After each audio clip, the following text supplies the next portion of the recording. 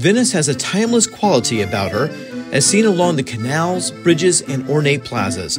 Yet Venice can be a challenge for most tourists. If you're a wheelchair user, these challenges can be formidable, but not impossible to overcome. Unless you happen to be visiting during the semi-annual flooding of Acqua Alta. Planning ahead on navigating the city's bridges and knowing what water taxi or water buses to take can help you get the most out of wheeling around this floating city. I usually enter Venice by train, and the train station is very close to a whole host of transportation options on the canal, as well as an accessible toilet and accessible tourist office.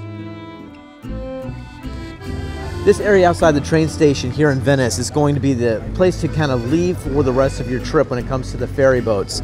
And when you get on them, it's a little bit of a challenge. But before we do that, we want to make sure that you have all the information you could possibly have about some of the most accessible places here in Venice. It's a little bit of a challenge. You can get this information from inside at the information desk, and they'll give you a printed out, watch out for the pigeons by the way, they give you a printed map, and we have a printed map of San Marco Square as well as the Rialto area. So we're going to try that a little bit later today. Some stops along the Grand Canal are not very wheelie friendly, whereas some are adequate for a stop to get off and get an iconic photo and a quick gelato, if nothing more. On this travel tips, I recommend to head directly to Piazza San Marco. Sure, you can explore the side streets near the train station and hop off for a bit of exploring at the Rialto stop, but San Marco is the place to be. Before we start along the canal, you need to know your transport options. The city-sponsored Vaporetto is a water bus. It is run by the Public ACTV Authority and is an economical way to get around. But much like a bus, there are many stops along the twisting serpentine Grand Canal. From Santa Lucia to San Marco is about a 15-stop, 45-minute journey on the Vaporetto lines 1 or 2. If you elect for a more expensive option, you can hire a water taxi that makes less stops, but disabled access is sparse. Tour boats to outer islands and a few gondola companies can offer some disability access if you have some lighter mobility impairments. Visit pastaccess.com's Italy page for more information. With this knowledge in place, it's time to get your ticket, and the fun really begins with getting onto these boats. ACTV water bus tickets for wheelchair users hover around €2 per person, and your companion rides for free. Cool, right? You can take varied lines through Venice except routes 16, 19, the Casino, and the Alla Laguna lines.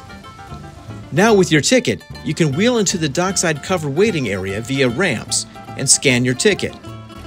When we get close to getting on, it's going to be a rush of people, and sometimes, depending on the weight of the boat and also the currents that are coming around, you could have about a foot or so of a drop to be able to get down to the boat or get up from the boat when you leave. So all those things are contingent on the help from the person operating the boat. They do have portable flat ramps that they can use, but there's a lot of people. They're just going to hope to kind of put you on a wheelie and get you down. So all that's going to be somewhat challenging, but you can do it. It's even better if you have an assistant with you or and a companion. It would be much more helpful.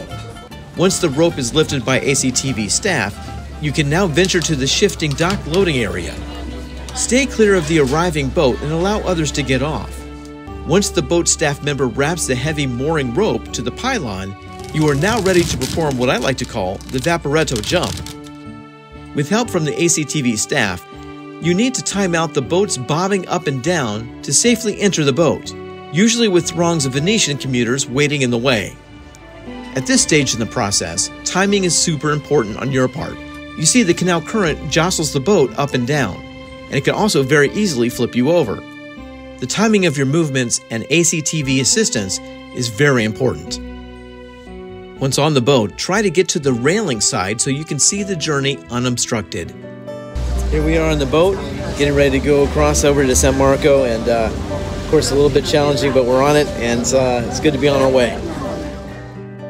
Once at St. Marco, you're mostly free to wheel around to your heart's content, visiting St. Mark's Basilica, the Doge's Palace, and numerous museums, cafes, and shops. And for a final note, build in your return time on the Vaporetto to get back to your original destination well before the last one leaves San Marco.